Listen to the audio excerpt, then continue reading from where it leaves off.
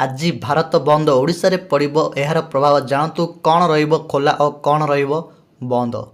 आज अर्थात फेब्रुआरी 12 तारिख गुरुवार देशव्यापी भारत बंद डाकरा दिया जाइछि। केंद्र सरकार श्रम नीति एवं नूतन श्रम कोड विरोध में विभिन्न केंद्रीय ट्रेड यूनियन और कृषक संगठन पक्षरु एही बंद पालन करा जिवो। तबे ओडिशा रे एही बंद रो व्यापक प्रभाव पड़िबार संभावना मध्य रहिछि, जहा फल साधारण जीवन यात्रा बाधा प्राप्त होई पारे। तबे काहेकि हेउछि भारत बंद आसंतु जानिबा। केंद्र सरकार द्वारा लागू करा जाइथिबा 4टी नुआ श्रम कोड को विरोध करी एही बंद डाकरा दिया जाइछि।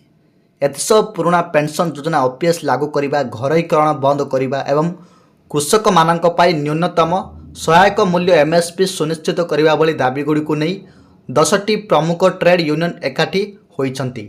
कांग्रेस एवं वामपंथी दलगुड़िक मध्य ओडिशा रे एही बंद को समर्थन जणाइछंती। तबे आज केउ सब गुड़िक बंद रहिबो आसंतु जानिबा। तबे बंद समय रे ओडिशा रे स्कूल, कॉलेज एवं अन्य शिक्षानुष्ठान बंद रहिबार संभावना रहिछि। एहा छडा बैंकिंग सेवा, बीमा कार्यालय एवं सरकारी ऑफिस कार्य मध्य बाधा सृष्टि होई पारे। रास्ता रे बस और ट्रक चलाचल प्रभावित हेबा सह चक्का जाम भली परिस्थिति उपजी पारे बोली आशंका मध्य हेइछि। तबे आज कौन रहिबो खोला आसंतु जानिबा। साधारण लोकंको सुविधा पाई अत्यावश्यक सेवा गुड़ी को बंद रु बाद दिया जाइछि। डाक्तरखाना, एम्बुलेंस, औषध दुकान, क्षीर और खबर कागज वितरण भली जरूरी सेवा स्वाभाविक भाव चालू रहिबो। तेबे घरु बाहरिबा पूर्व स्थिति परखि नेबाकू जनसाधारण को परामर्श दिया जाइछि।